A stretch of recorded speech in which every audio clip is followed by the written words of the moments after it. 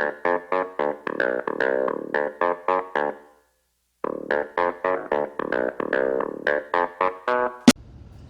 hello, this is Sunday afternoon, April the 5th, and I hope everything is going great for you guys.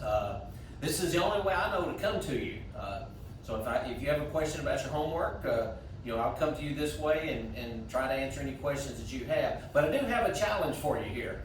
I would like for you to be able to contact each other. If you go up to the cafeteria, it's very easy to go up there and sit by your friends, and you don't talk really to other people. But we have got to be able to talk to each other. We've got to be able to communicate with students. So I've got a plan on how to communicate. All I need you to do is help me on this. Now I'm going to go to the board and describe my plan.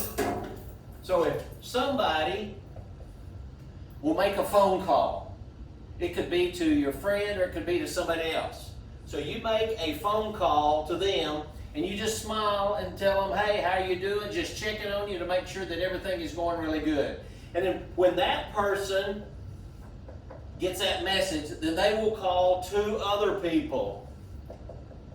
And it will just keep going and going. Kind of like dominoes. You hit one, it goes to another one, knocks another one down. So if we can contact each other. This week, if you go contact somebody that's not your best friend, how do you contact them? I guess you could call them on the phone. You could text them. Somehow try to contact them and then encourage them to go tell other friends and contact other friends or other classmates and see how they're doing. So we have got to do that. Now I know you can do that because this week I needed some help. And I put out an email Saturday morning and I said, I'm going to need 4 people to help me out. And by Saturday night I had 4 people who volunteered and said, yes, I will help you. So I know you guys are able to help me out on this. So let's just make sure that we contact each other. Around the dinner table, somebody ought to be talking about you. They ought to tell their parents, hey, so-and-so called me just to check on me and see how we're doing, guys. We have got to do that, okay? All right, let me just give you some, information on what's coming up here pretty quick. All right, coming up by Friday, there should be another video up and running, and it's called the 8th grade Easter egg hunt. Now, it's going to be, you're not going to be at the egg hunt, but we're going to give away some prizes and stuff, and each one of you will have your name in one of the eggs. So I hope by Friday you check back and see if you see the 8th grade Easter egg hunt that's coming up for this, okay? Now, I know you're looking at my desk up here, and you're looking at this right here, and it says homework. All right, so I hope today that you turned in your homework or you get it turned in by Monday real early and stuff for last week and the week before that. But if you look right here and you say homework, and you're looking at that chocolate, and you say, is that homework? Well, no, it's not homework. This is what we will call an object lesson. Now, here's my favorite drink right here, a Diet Coke. So if I look right here at this, now some of you would say, wow, I like that right there. Hershey's Swiss Rolls. It says right here, double chocolate flavored cream filled with cake made by Hershey or with Hershey's cocoa. Now, I can look at that and I can say, man, I would love to have one of those, but if I don't reach over there and get it, it's not going to do me any good. If I don't put forth the effort, it's not going to do me any good. I can look there again and say, oh, I'd love to have that Diet Coke. I'd love to have a sip of it. I'm just dying for some Diet Coke and some of this Hershey stuff. But if I don't reach over there and do something, I am not going to get it. Well, it's kind of the same thing with homework. If you have your homework and you picked up that packet today, if you don't go get your homework and you don't start on it, it's not going to do you any good. So you have got to just get your homework and get ready to go. So now, if I go back over here and I put forth the effort, I reach over here and I get the Hershey's Swiss roll here and I open it up, I'm putting forth the effort. Now I reach in here and I take a bite. Double chocolate. It tastes so much better when I put forth some effort. Now if I look here at my Diet Coke, I've got to open it up. All right, so open it up, put forth some effort, take a little drink of the Diet Coke. So that's what I want you to do on your homework too. Put forth the effort. You've got to do that. All right? You're going to have one grade every week, one paper every week, and that's going to be your grade for the next 2 weeks. So let's make sure that we get that, take care of that business. Well, we're going to get started here in just a second on the homework packet, and I want you to go and get the packet that you picked up this week. Right? On the front of it, it's got a smiley face, It says 8th grade history, and it's got several pages attached to it. So you get that ready, get a pen or pencil ready, and get ready. We're going to run through this homework assignment, and then the second page will have some questions on it. So get that ready, and I'll be back in just a second, and we'll start on the homework.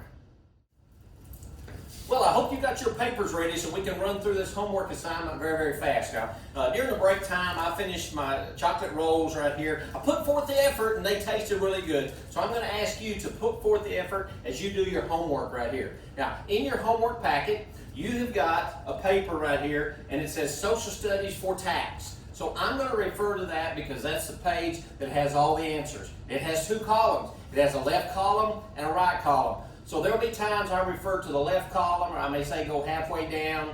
So that's talking about going down the left side of this column, the right side over here on this side right here. So I'll refer to the left and the right side. Now, the first thing I want you to do is on your paper, put your name. Make sure that you put that on there, your first and last name, and then the period that you go to social studies. Because students, you don't know how many times I picked up a paper to grade it, and they made a really good grade, but there was no name on it.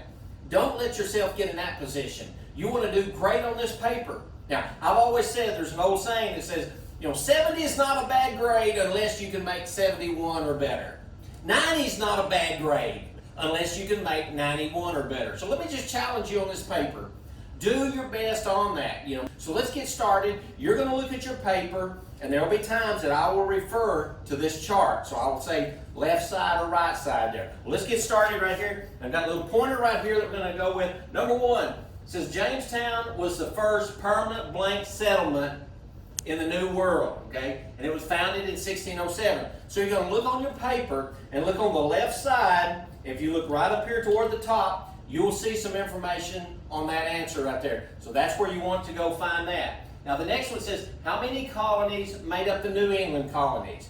On your paper right here, down the left side, you're going to see 3 groups of colonies. If I read it, it says right here, the colonies, the first one's called the New England. That's up toward the top. In the middle, that one's called the Middle colonies. The bottom one is called the Southern colonies. So there'll be times I tell you, go look in the New England, go look in the Middle, or go look in the Southern. All right? So number 2 again says, how many colonies made up the New England? You're going to look in the New England section, just count them. That answer is going to be a number. Number 3, which middle colony was settled by the Quakers? So you're going to go down here to the group of colonies in the middle, look for the word Quakers. And it's saying, name that colony where the Quakers settled. The next question says, which southern colony allowed debtors to make a fresh start? Okay? It was also known as a buffer. Okay? So it's asking, which southern colony? So you're going to look down here in your groups, go down to the bottom, find the one that talks about these southern colonies, and it says, which one allowed debtors, people who owed money, which one allowed them to start fresh? And it gave them a new start right here, so that's going to be a southern one. Number 5, what was the government of Connecticut known as? So you're going to go up here in your groups, the New England, the Middle, or the Southern, and you're going to find Connecticut, and the question says, what was the government of Connecticut known as?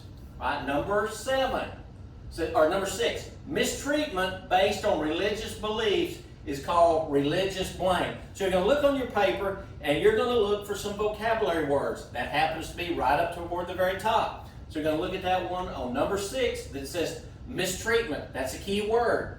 You might want to underline mistreatment here. So mistreatment based on religious beliefs. Number 7, which colony began to plant tobacco as a profitable crop in 1612? Which one started planting tobacco? Your key word is tobacco. So you're going to look in there and find the colonies and find out which one planted tobacco, and it gave you the year there. Number 8 says this southern colony. So you know the answer is going to be down at the bottom in the southern part. This southern colony was settled by poor tobacco farmers from Virginia. Okay, so what was the name of that southern colony that was settled there? Number 9, laws treating slaves as property were called what? So you're looking here at some laws. Now I'm going to give you a hint. Laws are also called codes. So there may be a city code that says you can't do a certain thing. Okay, so the word code means laws. So look on the left side, still on the left side, go down and find those codes. Now they had a name there. It says laws treating slaves as properties. What were those called? Number 10, the trade route between West Indies, Africa, and New England was called the blank. Okay, here you're looking for the word trade route. Okay, so what's the name? It sounds like a vocabulary word to me. So if you look on your paper, and you go up and down through here, you find two sections that has vocabulary words. One is at the very top, one is at the very bottom. So look in those two sections and find out what the name of that trade route was. Number 11, the trip of slaves across the Atlantic. So when they brought slaves to the Americas and they came across the Atlantic Ocean from Africa, it's saying, what was that known as? What was that trip known as? What was that journey known as? Again, here, this sounds like another vocabulary word. Remember the vocabulary words? They're at the top or the very bottom. Now, we're at number 12, and we're just about halfway through here. It says, name the 3 groups of 13 English colonies. Name the 3 groups. All right? So you're going to look at the groups that we have right here. Remember I told you there were some names for those groups? Put the names of those groups right there. Now, I want you to take about a 2-second break while I put up another slide and get ready to finish the last half. Okay, we're ready to do about the last half of these papers right here. I hope you're ready to write real quick. Now remember I told you that there were 2 columns on this, the left column and the right column. The rest of these questions right now are going to come from the right column. So let's look at number 13. Who, so we know it's going to be the name of a person, led the 1676 rebellion against the Indian villages and burned Jamestown down. Okay, who was the name of that guy? You're going to look over on the right-hand side. It's going to be up toward the top. Find the name of the person who got mad and burned Jamestown. Number 14, a conflict that led to the French and Indian War was when the English settlers moved into the blank river valley. This is asking for the name of the river valley. So you're looking for a river valley and the name that is on that one. That's number 13. Number 15, you say, okay, I can figure this one out because it says, what year did the French and the Indian War begin in?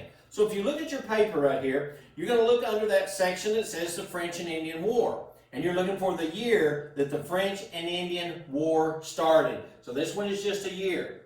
Number 16, what major? Have you ever heard in the military of a private, a colonel, a lieutenant, a captain, and then here's a major. It says, what major gained valuable military experience? It's talking about in the French and Indian War. This guy you know, but back during this time he was just a young man and he gained some valuable military experience. So it's the name of a person.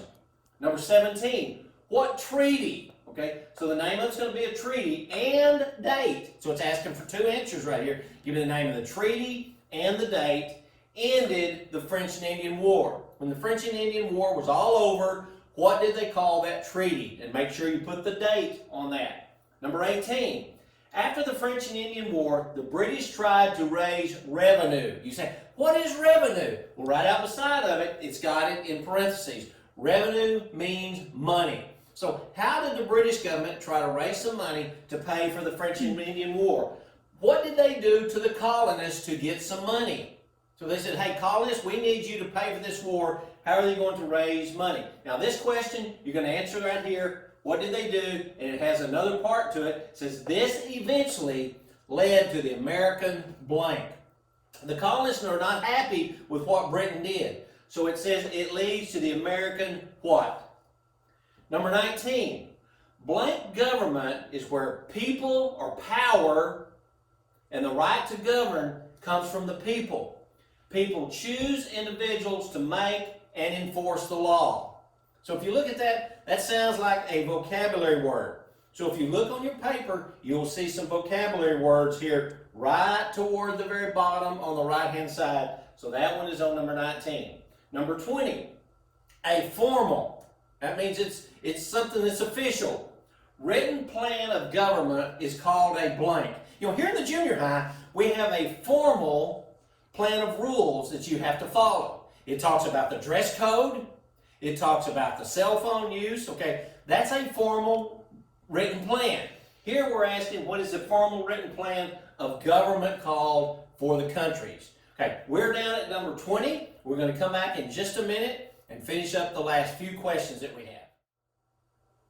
Hey, if I was in my fourth period class right now, I would ask Donovan. I'd say, Donovan, could you read this question for me right now? Donovan would read with that deep voice. He'd say, the Magna Carta forced power to be shared between the monarchy and blank. All right. So what was the name, or what did the Magna Carta do? Who did it say you had to share the power? You ever had to share stuff? Sometimes people don't like to share things. Well, the king did not want to share his power. He liked to keep it all. But here, this forced him to share that, and the power was shared between the monarchy and who? Okay, you're going to find that on the right-hand side down toward the bottom. Number 22, the self-government plan that was signed by the Pilgrims in 1620. Now, I want you to look at your paper right here and put a circle around 1620, because you are not going to find that date on your paper. So don't look for 1620, it's not there. The self-government plan that was signed by the Pilgrims. Now, I'm in my classroom right now, and I'm looking right over here, and I see the answer on the wall. So you should know that answer, but it's also right here on this paper. Number 23, the first elected lawmaking body in the colonies that was in Virginia in 1619. That's another one that I'm looking at right now, right across the wall when you come in through the door. What is the name of that? The first elected lawmaking body in Virginia. Okay, but you're going to find that down on the bottom right-hand side of your paper. Now, number 24, the plan of the colonies that was at the start of the French and Indian War. Okay, so what was the name of the plan? Now, I'm going to give you a hint. Down here on your answers, it says something plan. So you're going to write in the name of the plan. But this is another one of those questions. It's got two parts to it. Was it approved by the colonies? So your answer is going to be yes, it was, or no, it wasn't there. So make sure you get the two answers on that one. Again, that's down toward the bottom. So let's say if you stop right now. Could you imagine being in a race and doing really well and getting close to the finish line and then throwing things down and saying, hey, I'm tired. I don't want to finish it anymore. We would look at that and say, that's ridiculous, and that definitely would be ridiculous. So you don't want to miss the very last question right here. So let's look at it, number 25. The first example of a constitution in the colonies. Now back on your paper here, you're going to look at the right-hand side, and what was the name of the first, not the second, not the third, but the first example of a constitution in the colonies. Now that's going to be right down here. Now guys, let me tell you, we want you to do really, really well on this paper, make a high grade, start this 6 weeks off. This is the final 6 week of your 8th grade career. So let's do a great job right here. Now, if you have any questions, email me. I've got several emails from students, and that's one way that we can keep in contact. That puts a smile on my face to see those. Now, you guys know I'm pretty slow on technology. So I have to go back and email back really, really slow. But I enjoy getting those emails from you. So email me if you have a question. And let me just say, good afternoon. Keep looking up. Things are going to look great. Now, let me remind you of that egg hunt. Friday, it should be up on the school website, the egg hunt. If you don't watch it, we're going to give away some prizes. If you don't watch it and follow the instructions on that, there's no way you can win. So God bless you guys. We will see you, and have a great afternoon.